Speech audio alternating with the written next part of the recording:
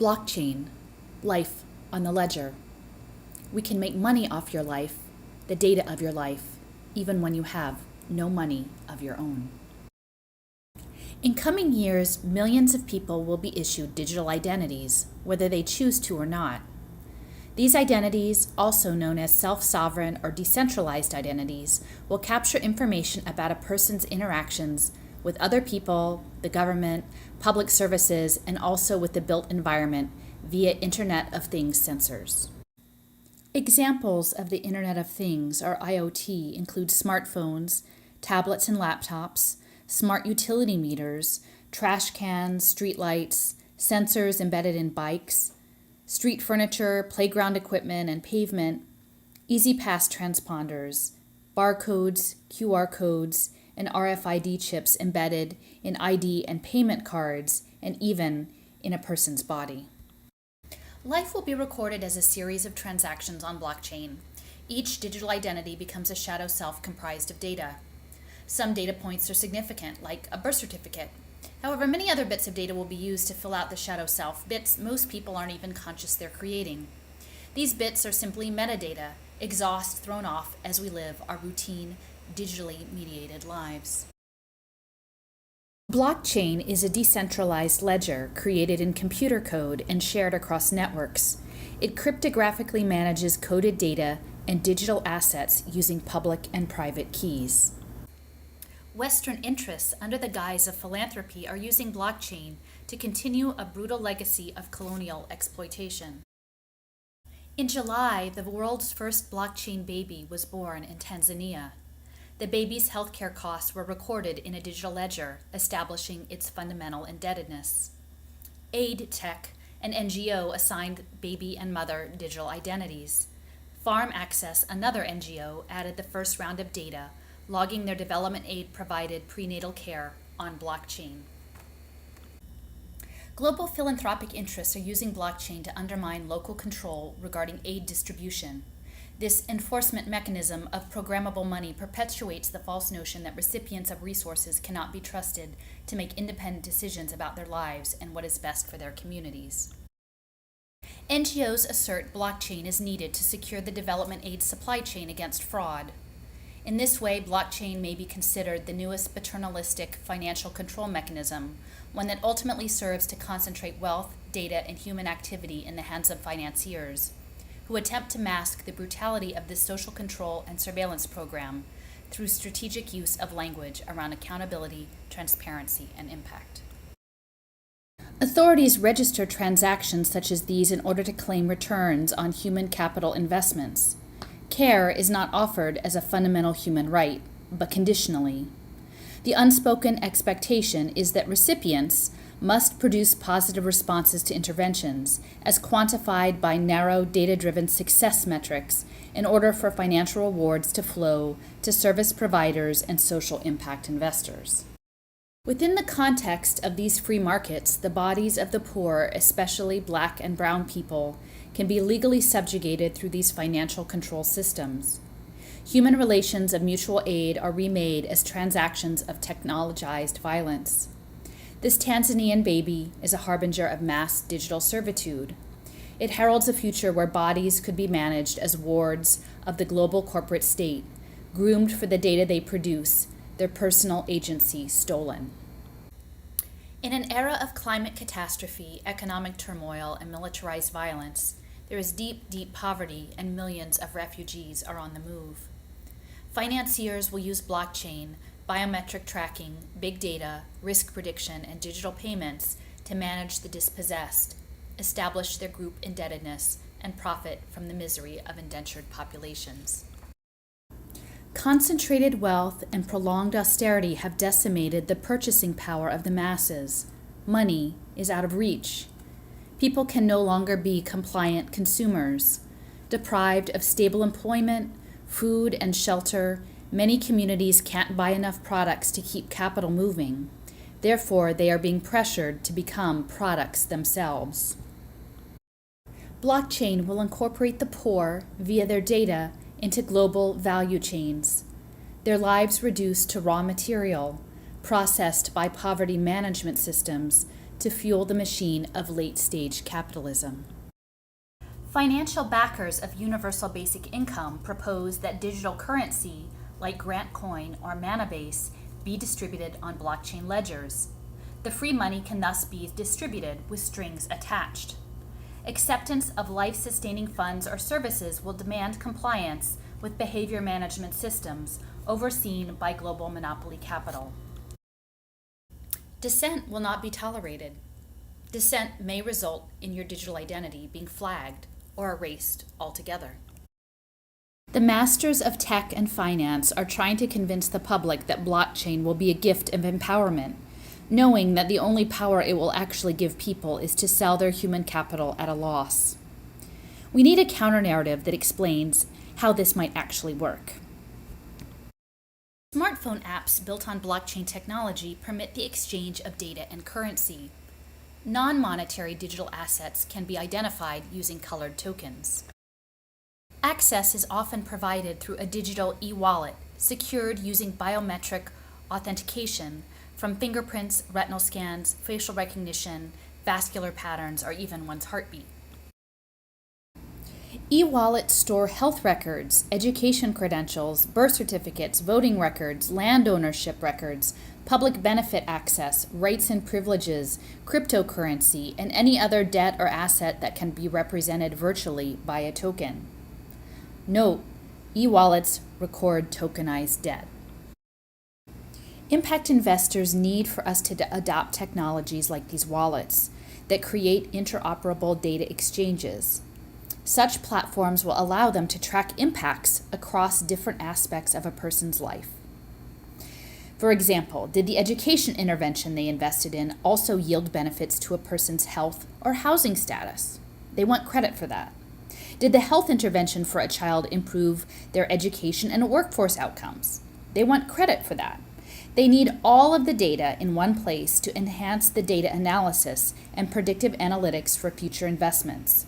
They want all the credit for conducting microsurveillance of our lives, and they are using blockchain to say that all of the data is private and thus we shouldn't mind. Financial titans hope blockchain can catalyze widespread adoption of pay-for-success government contracting as an efficient platform for data capture and exchange of debt and profit. But success must first be redefined in simple data-driven terms that serve social impact investment markets. In this game, success simply means moving numbers in the correct direction on a data dashboard. Concepts like growth, value added, and impact are not about helping people actually obtain a better quality of life, but simply a means by which to turn life into numbers. Numbers to serve the global financial gambling syndicate, not people in need. Once metrics are set, human services like healthcare and education will be reverse engineered so that aggregated data will automatically trigger impact payments to global banking interests after verification is made on blockchain. A few examples. A pregnant mother signs up for an online parenting webinar. It becomes logged on an app. There's a token transfer. A baby hits a target weight goal. Log in on an app, token transfer. A toddler attends a day of preschool. Log in on an app, token transfer. A student uses their educational savings account, checks in at a community makerspace, token transfer. An opportunity youth, a high school dropout, as yet unemployed, is awarded an industry credential, token transfer. A pre-diabetic patient meets their Fitbit target for the month, token transfer.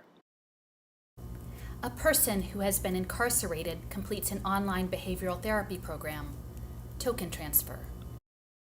A veteran participates in a virtual reality therapy session, token transfer. A person with unstable housing registers for a digital wallet, token transfer. Digital platforms like an electronic health record will algorithmically monitor service providers and clients for compliance, nudging their actions towards the cheapest method of delivering the agreed-upon impacts. The process could be managed through smart contracts that are legal documents written in computer code. These contracts automatically transfer payments to and from electronic wallets after assurances that agreements have been met are entered into the blockchain ledger. However, blockchain systems could be used to discipline those needing services. For example, an Internet of Things pill cap indicates a pregnant woman is not regularly taking prenatal vitamins. She is logged as non-compliant and finds it nearly impossible to get a follow-up appointment. A baby does not hit a developmental milestone, and the family is compelled to accept an in-home monitoring system. Parents refuse to enroll their toddler in a subsidized franchise preschool and are flagged by the Department of Human Services as being at a heightened risk of neglect and subjected to a program of home visits. Behavioral biometric algorithms send erroneous cheating alerts to parents of hundreds of cyber high school seniors whose transcripts are held pending outside review. An apprentice at an advanced manufacturing plant falls ill, is unable to scan in for 2 weeks, and is subsequently barred from completing the program or enrolling in other comparable training. A diabetic patient falls and twists her ankle. Unable to meet the activity level required by her fitness tracker, her insurance company denies her claim to cover replacement therapeutic shoes. A person who is incarcerated completes their online education modules but does it inconsistently. This triggers a problematic behavior code that results in the person being denied parole. A veteran finds that virtual reality goggles prescribed to treat her chronic depression instead make her feel ill and disoriented. After discontinuing the assigned treatment protocol, she is refused access to other non-digital therapies. An elderly man who has unstable housing misplaces his smartphone, and even when he has it, he gets anxious about using the benefits app. He often goes hungry because he is nervous about being turned away at the community feeding center.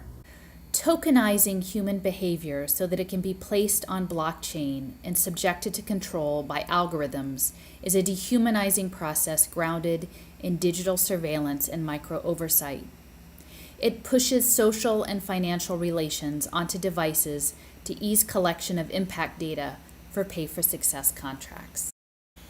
Ruthless financiers oversee at arm's length systems that have been structured to break people and then profit from so-called fixing the victims on the cheap, awarding them sub-market pay for their labor and supplying just enough income to keep them from dying. Meanwhile, complicit nonprofits and benefit corporations beholden to corporate philanthropy provide quote-unquote successful services that will push volumes of data onto blockchain. They will work hand in hand with the government to outsource public services through pay-for-success contracts. Entities like Strive Together, a national partnership program, will be one of those gearing up to coordinate wraparound services for so-called community schools.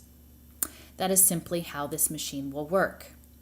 It will be carried out with innovative voucher programs like digital education savings accounts or health accounts. Digital wallets will serve as gatekeepers, controlling access to public services and monitoring all of the data to determine what quote-unquote works. As the grip of big data tightens, global finance enthusiastically pitches blockchain as a way for precarious workers to mine value from their souls. They want to frame it as a choice. Become an entrepreneur, curate your precarious life, and sell your personal brand to targeted marketing campaigns and philanthrocapitalists. Meanwhile, the government and their private security consultants would monitor your digital footprint for evidence of disillusionment and dissent, adjusting your opportunity score accordingly. Would the poor have a choice about how their blockchain data is accessed? Can the masses refuse to be reduced to an impact metric? Will the wealthy be the only ones to be able to lock down their data ownership in perpetuity? With Swiss bankers, venture capitalists, technology interests, and foundations plotting out futures for blockchain babies, a counter-narrative is required. These are my musings on what it might mean to live life on the blockchain ledger. Picture a warehouse, one with infinite storage capacity. Everything in it is index searchable and ready for analysis. A child's first set of shelves in their warehouse is populated with data from family members.